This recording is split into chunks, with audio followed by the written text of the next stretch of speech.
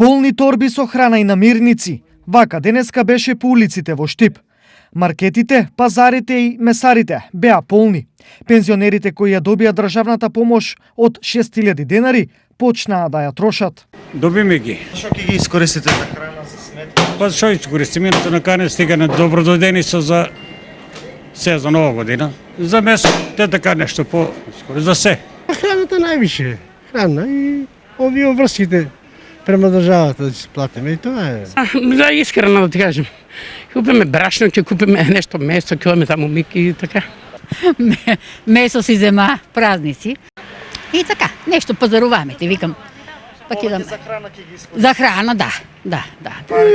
Ќе купиме месо. Месо ќе купиме, да. За празниците сега добро е да дојде. Арно, супер.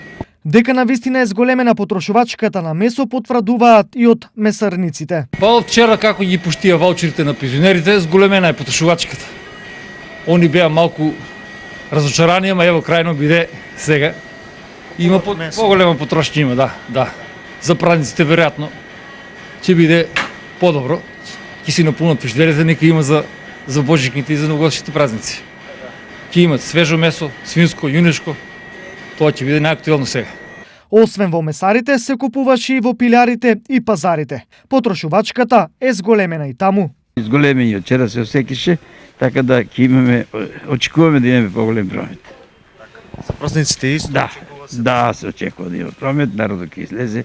Сега најмногу купуваат овиеораси, коштани, кикетки, јаболки, оно што треба за портокали, мандарини, цитрони, така.